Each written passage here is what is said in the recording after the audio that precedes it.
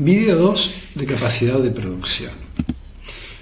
¿Qué entendemos por medición de capacidad de producción? Es la potencialidad que tiene una organización para generar productos, tanto bienes como servicios que impliquen una creación de valor para la misma. Es el volumen de producción posible de alcanzar con una combinación dada de factores fijos y agrego variables de producción en un cierto periodo de tiempo.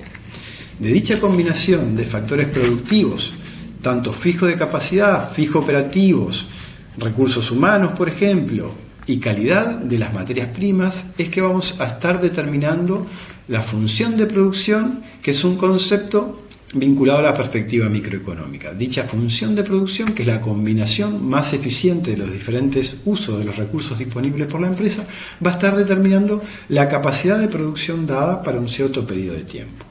Diferentes tipos de capacidad. Capacidad teórica.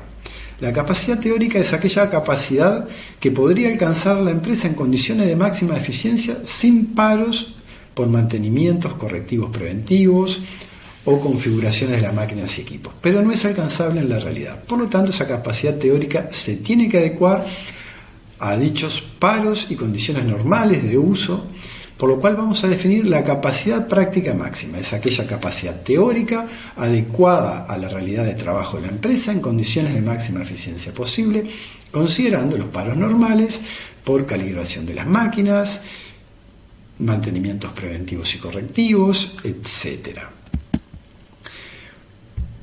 Otra definición de capacidad. Es un concepto ex ante. Antes de iniciar un ejercicio económico anual, por ejemplo, una entidad presupuesta cuál va a ser su demanda, cuáles van a ser sus políticas de mantenimientos de stocks y va a definir la capacidad presupuestada para cada uno de los recursos fijos de capacidad, fijos operativos, calidades de recursos humanos y calidades de materias primas a los efectos de determinar la capacidad presupuestada para el ejercicio económico siguiente, por ejemplo. Es un concepto ex ante. Finalizado ese periodo, la empresa puede medir la capacidad realmente utilizada, y la capacidad real utilizada se utiliza de acuerdo a normas internacionales de información financiera en la NIC 2 para evaluar los inventarios, o la sección 13 de la NIF para pymes, con la cual se van a estar determinando el costo unitario para la evaluación de los inventarios, para nuestros estados financieros y para la determinación del costo de los bienes y servicios vendidos.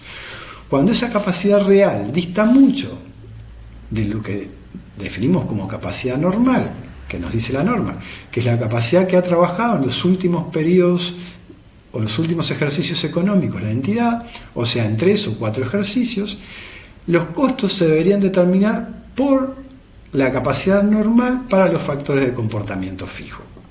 Y por lo tanto, la diferencia entre un costo calculado con la capacidad normal versus un costo calculado con la capacidad real sería una pérdida del periodo en cuestión y no se debería incluir en los inventarios en los estados financieros, ni tampoco en el análisis o la determinación del costo de los bienes y servicios vendidos.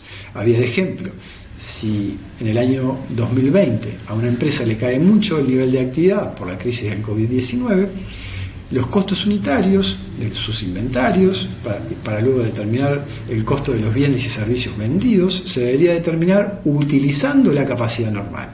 Y la diferencia de costos debería ser un quebranto, una pérdida del periodo que debería ir al estado de resultados con una nota en los estados financieros. Finalmente, vamos a ver gráficamente cómo serían estas capacidades. La capacidad teórica es aquella que no es posible de alcanzar porque no contempla los paros normales para realizar la actividad en condiciones de máxima eficiencia. Por lo tanto, la capacidad práctica máxima va a ser el concepto que vamos a estar vinculando como aquella capacidad posible de ser alcanzada en condiciones de máxima eficiencia, que considera los paros normales por mantenimiento preventivo, correctivo, etc.